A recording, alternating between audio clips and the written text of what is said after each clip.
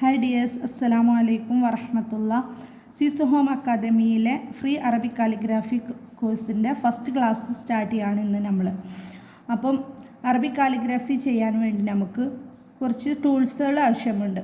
അപ്പോൾ അതിന് വേണ്ട സാധനങ്ങൾ എന്തൊക്കെയാണെന്ന് നിങ്ങളെ പരിചയപ്പെടുത്താണ് നമ്മളെ ഫസ്റ്റ് ക്ലാസ്സിലൂടെ.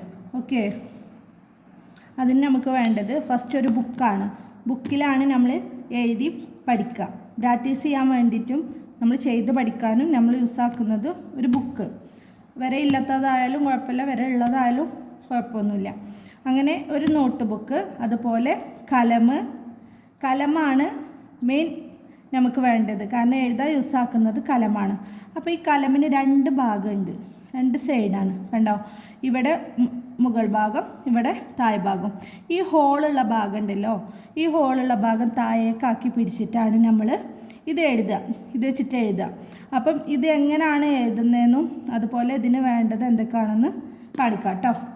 പിന്നെ നമുക്ക് വേണ്ടത് ഒരു ഫ്രീ ബോട്ടിൽ, ഇങ്ക്, ലിക്ക, ഇങ്ങനെ ഇത്രയും സാധനങ്ങൾ ആവശ്യമാണ്.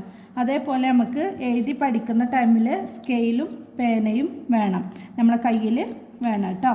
അപ്പോൾ അതുപോലെ തന്നെ പിന്നെ ഈ ലിക്ക എന്ന് പറഞ്ഞാൽ എന്താണെന്നുണ്ടാവും. അപ്പം ലിക്ക എന്ന് പറയുന്നത് ഒരു പഞ്ഞിയാണ്. ഈ പഞ്ഞില്ലാത്തവർക്ക് ഒരു ത്രെഡായിരിക്കും കിട്ടുക. ത്രെഡ് പറഞ്ഞാൽ നമ്മൾ കിറ്റ് മേടിക്കുമ്പോൾ അതിൻ്റെ കൂടെ നമുക്കൊരു നൂല് പോലെ ഒരു സംഭവം നമുക്ക് കിട്ടും. നൂലാണ് അതിലുണ്ടാവുക, അതാണ് ലിക്ക. ഈ ലിക്ക എന്തിനാണ് യൂസാക്കുന്നതെന്ന് ചോദിച്ചാൽ, ഈ ലിക്ക ഇങ്ങനെ ഒരു ഫ്രീ ബോട്ടിൽ എടുത്തിട്ടുണ്ടാവും. ഈ ഫ്രീ ബോട്ടിലേക്ക് ലിക്ക ഇട്ട് കൊടുക്കുക ചെയ്യാം. ഇങ്ങനെ ലിക്ക ഇട്ട് കൊടുക്കും. എന്നിട്ട് ഇതിലേക്കാണ് നമ്മൾ ഇങ്ക് ഒഴിച്ചു കൊടുക്കുക. ഇങ്ക് എന്ന് പറഞ്ഞാൽ മഷിയാണ് കേട്ടോ, അത് ഒഴിച്ചു കൊടുക്കുകയാണ് ചെയ്യുക. ഇങ്ങനെ ഇങ്ക് ഒഴിച്ചു കൊടുക്കും ലിക്കയിലേക്ക്. നമ്മൾ ലിക്കട്ടിയിലേക്ക് ഇങ്ക് ഒഴിച്ചു കൊടുത്തു. ഇങ്ക് ഒഴിച്ചു കൊടുത്തിട്ട് ഒരു ടൂപ്പിക്ക എന്തെങ്കിലും എടുത്തിട്ട്, നമ്മൾ കലം കൊണ്ട് യൂസ് ആക്കരുത് കേട്ടോ. ഇങ്ങനെ എന്തെങ്കിലും ഒരു ഈർക്കിലായാലും കുഴപ്പമൊന്നുമില്ല. അങ്ങനെ എടുത്തിട്ട് ഇതൊന്ന് യോജിപ്പിച്ച് കൊടുക്കാം. ലിക്കയും ഇങ്കും കൂടെ നല്ലോണം ഇളക്കി റെഡിയാക്കി കൊടുക്കുക കേട്ടോ.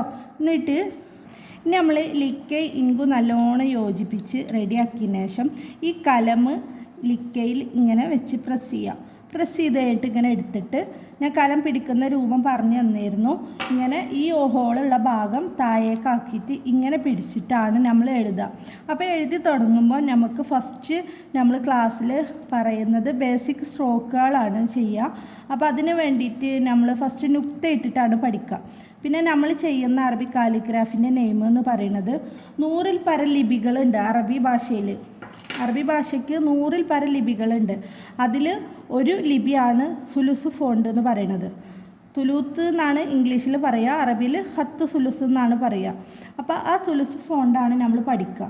അപ്പോൾ അതിന് നമ്മൾ ഫസ്റ്റ് ഇങ്ങനെ ഈ ഇങ്ക് ഇതെല്ലാം ചെയ്തതിന് ശേഷം ഇങ്കും കലമും പ്രസ് ചെയ്തിട്ട് നമ്മൾ നുക്തയാണ് ഇട്ട് പഠിക്കുക. ഇതാ ഇങ്ങനെ വെച്ചിട്ട് നമ്മൾ ചെയ്യും. അപ്പോൾ ഈ നുക്ത എങ്ങനെയാണ് ചെയ്യുന്നതെന്നും ഇതിൻ്റെ അളവ് എന്താണെന്നും നമ്മൾ അടുത്ത ക്ലാസ്സിൽ നിങ്ങളുമായിട്ട് ഷെയർ ചെയ്യുന്നതാണ്. ഓക്കെ, അസ്സലാമു അലൈക്കും വറഹ്മത്തുള്ളാഹി.